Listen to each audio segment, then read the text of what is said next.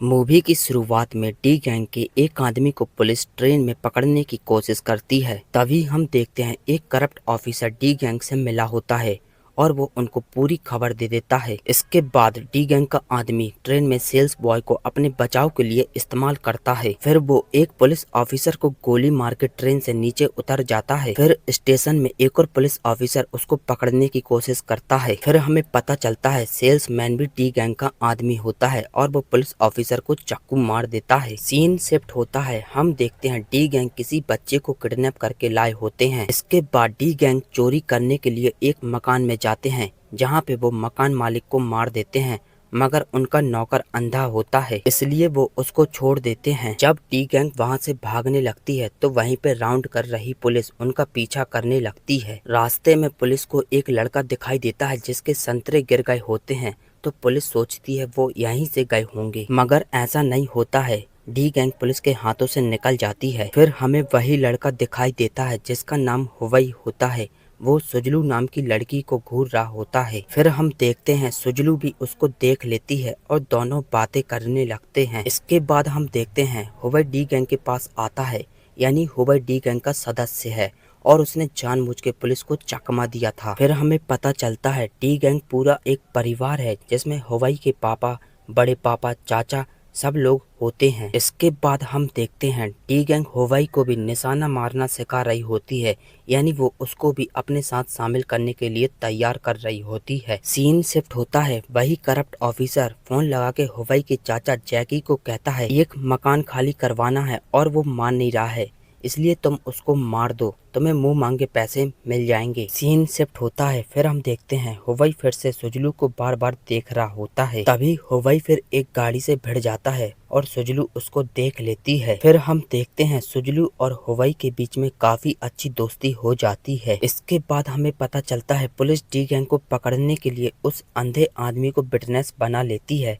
और यहाँ हमें पता चलता है वो पूरी तरह से अंधा नहीं है। इसके बाद पुलिस उस अंधे आदमी को ले जाने लगती है। फिर हम देखते हैं हुवई के बड़े पापा जफर, जो कि टीम के लीडर होते हैं, वो हुवई को एक बिल्डिंग से उस अंधे को शूट करने के लिए कहते हैं, मगर हुवई शूट नहीं कर पाता है क्योंकि उसने आज तक किसी को नहीं मारा होता है और वो दिल का अच्छा होता है। इसके बाद हम देखते हैं डी गैंग के लोग उस अंधे व्यक्ति को किडनैप करके घर ले आते हैं और फिर जफर उसको हुवई के सामने बहुत बुरी तरह मार देता है। फिर इसके बाद जफर हुवई को डराने धमकाने लगता है क्योंकि उसने उसको गोली नहीं मारी होती है। जफर फिर हुवई को एक अंधे कमरे में डाल देता है और बचपन से ही जफर हुवई को यही सजा देता है, मगर इस कमरे में हुवई को मन के बहम में एक राक्षस दिखाई देता है जिससे वो बहुत ज्यादा डरता है। इसके बाद हमें कॉन्ग और एमी दिखाई देते हैं जिनकी सुपारी डी गैंग को दी गई होती है उसी करप्टेड पुलिस ऑफिसर द्वारा। फिर हम देखते हैं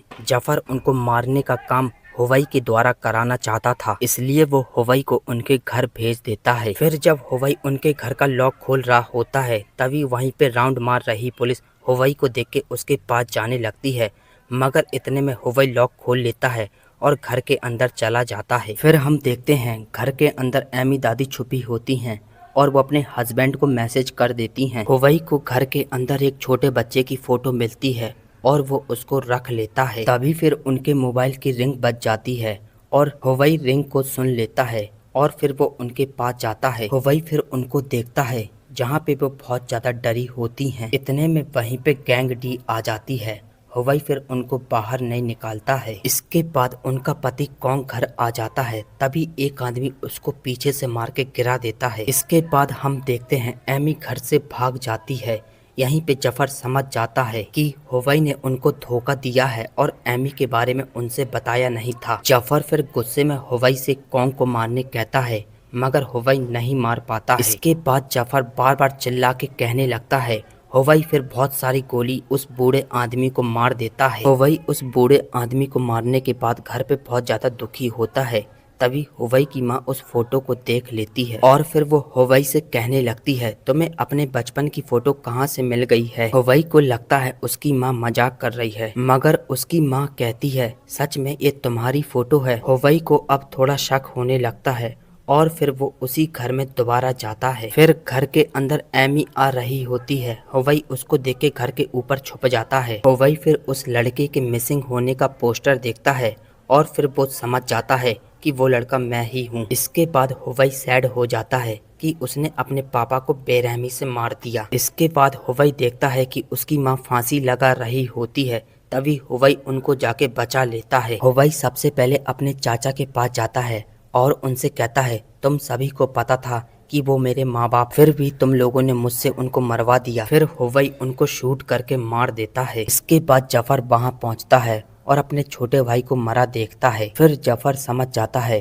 कि हुवई को सब कुछ पता चल गया है और वो बदला ले रहा है। इसके बाद जफर गैंग डी के एक आदमी को हुवई की माँ को मारने भेजता है, मगर हुवई वहाँ पहुँच जाता है और उसी आदमी को मार देता है। दोस्तों, मूवी की शुरुआत में गैंग डी जिस बच्चे का किडनैप करके लाए होते हैं वो बच्चा हुवई होता है। सीन शिफ्ट होता है। हुवई जफर को कॉल लगाता है और उसे एक जगह बुलाता है। इसके साथ ही उस करप्टेड पुलिस ऑफिसर को भी बुलाता है जिसने उसके माँ बाप को मारने की सुपारी दी थी। फिर हम देखते हैं अंधेरे में हुवई जिस राक्षस से डरता है अब उसको उस राक्षस से डर भी नहीं लगता है, क्योंकि अब वो बहुत ज़्यादा खतरनाक बन गया होता है। फिर हम देखते हैं डी गैंग और करप्टेड ऑफिसर के साथ कुछ बंदे वहाँ पे पहुँच जाते हैं। इसके बाद हुवई बाहर से एक एक को गोली मारने लगता है। तभी फिर करप्टेड ऑफिसर समझता है ये गैंग डी की चाल है और वो फिर एक दूसरे को ही मारने लगते हैं। इस लड़ाई में गैंग डी के बहुत सारे लोग खत्म हो जाते हैं, मगर यहाँ जफर बच जाता है और वो सीधा हुवई की माँ के पास जाता है और फिर वो उनसे बताता है तुम्हारे पति को मैंने मारा है और बचपन में तुम्हारे बेटे को भी मैंने चुराया था और फिर तुम्हारे बेटे से ही तुम्हारे पति को मैंने मरवाया है। दोस्तों, कहानी शिफ्ट होती है जहां हमें बताते हैं आखिरकार जफर ने बच्चे को क्यों चुराया था। दोस्तों, यह कहानी एक अनाथ आश्रम की होती है जहाँ पे जफर और कॉन्ग होते हैं। यहाँ पे हमें पता चलता है जफर कॉन्ग से कहता है मुझे राक्षस दिखाई देता है और मुझे उससे छुटकारा पाना है। कॉन्ग जफर से कहता है अगर तुम्हें राक्षस से छुटकारा पाना है तो तुम्हें ईश्वर की प्रे करनी होगी। जफर प्रे करता है मगर फिर भी वो राक्षस से छुटकारा नहीं पाता है और इसके साथ ही जफर अनाथ आश्रम में एक लड़की को लाइक करता है, मगर वो तो कॉन्ग की गर्लफ्रेंड होती है। मगर मौका देख के जफर एक दिन उसका रेप कर देता है। तभी कॉन्ग वहाँ पहुँचता है।